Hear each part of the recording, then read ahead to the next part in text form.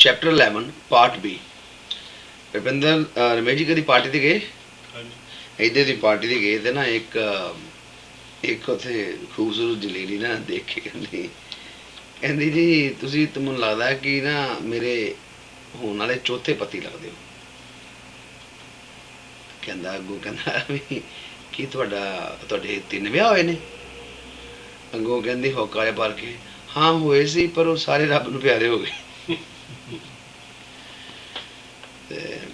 So question number 34. The Competition Act prohibits false or misleading advertising. Which of the following statement concerning this offence is false? Number 1. A person or company can be guilty under the Competition Act even though every part of the advertisement is literally true. Sometimes you can be liable, that's true. Number 2.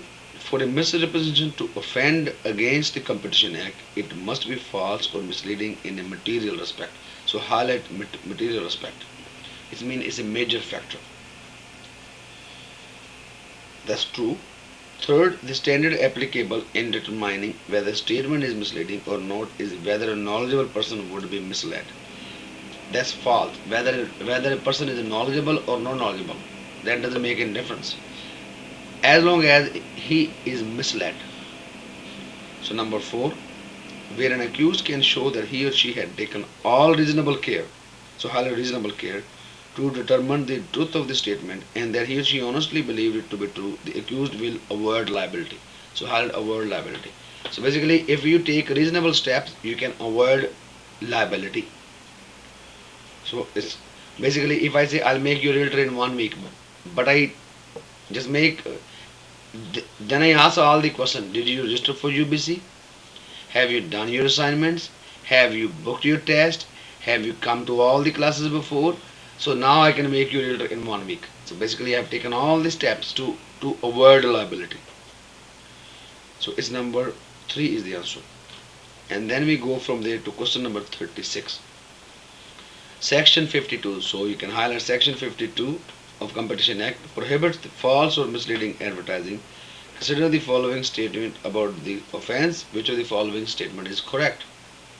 So number 1, element of offence is a representation to the public, which could include statement made by licensee over the phone. So highlight over the phone. It means verbal. It can be verbal too. So that's true. Number 2, for a misrepresentation to the contract to the act, it must be false or misleading in a material respect. So highlight material respect. So basically it's a major factor. So basically when I say I make you a realtor in 1 week, it's a time factor. So that's true. Third, the Competition Act applies to both oral and written. So highlight both oral and written. Yes, it applies to both. That's true. 4, to avoid liability, highlight avoid liability. Where a false or misleading representation has been made, the person accused of the offence must show that he should took all reasonable care. So highlight reasonable care in the circumstances to ensure that the representation was accurate. So that's true. So if you want to avoid liability, take reasonable care, take reasonable steps. So answer is all of the above is number 1. And then we go back to the question number 2. Question number 2, which of the following accurately summarize the requirement of writing contained in section 59 of Law and Equity Act? So highlight section 59, highlight Law and Equity Act. So section 59 is also known as Law and Equity Act, and you go to the question number 8 first before you do the 2. So go to the question number 8. Section 59 of the Law and Equity Act of BC is intended to prevent fraud. So highlight intended to prevent fraud from occurring in respect of the disposition of land, and highlight the word disposition of land. So section 59 provides that. So basically section 59 they made it to prevent fraud as long as the sale of land is concerned, in simple words. And if you read the answer D, where a person act to his detriment basically to harm, to own damage, in reliance means dependence, on an oral contract, on a verbal contract, respecting land, highlight land, court will enforce the contract if it would be inequitable. So highlight the word inequitable. So inequitable means unfair, not fair or unfair. So basically court can even enforce the verbal contract if it finds out, so the verbal contract was harmful for the party and that is not fair for the party. So basically they can enforce even the verbal contract. So keywords to remember: in prevent fraud, disposition of land, third detrimental mean harmful, fourth oral contract, and fifth inequitable. So these five keywords to remember regarding section 59. In prevent fraud, disposition of land, detrimental, verbal contract, inequitable. So answer is D. So the answer is number 2. And then now we go to question number 2. Now we can answer this question. So based on this, so the answer for question number 2 is number 4. None of the above. If I read 1, a contract of land must be in writing. No, it can be verbal too. Number 2, contract of land can never be enforced against a party who has not signed it. It means sign makes it wrong. It may be verbal too, if it's detrimental for the party.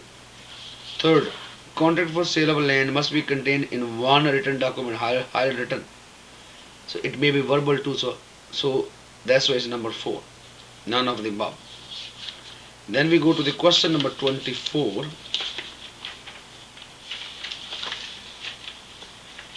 A contract respecting land or disposition of land, highlight that. Land or disposition of land is not enforceable unless there is in writing signed by a party to be charged or by an agent, both an indication that it has been made and a reasonable indication of the subject matter.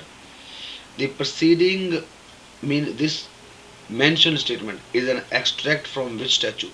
So it has been taken from where? It has been taken from Law and Equity Act, answer number 4, section 59. So answer is 4. Then we go to the question number 30. One or more of the following statement is true. A registered agent may safely ignore. So highlight safely ignore. So this ignore makes it wrong. You can't ignore the requirement of writing established by section 59 of the Land Equity Act as long as the purchaser and vendor agree on the term of sale. So number 1 is false. Number 2, contract respecting land or disposition of land which does not satisfy the section 59 Act is void. That's also false. C. A court may order restitution. Restitution means compensation when it decides that a contract cannot be enforced because of the requirement of section 59. That's true. So highlight the word compensation and restitution. D. The court has the power to enforce an oral contract respecting a disposition of land. So highlight oral contract, highlight disposition of land if necessary to avoid inequitable, highlight inequitable result where the party relying on the contract has substantially altered, highlight altered. So where the party is position is changed now, is suffering a loss, it's not fair for the party as far as the sale of land is concerned. That's true. C and D. Answer number 3rd.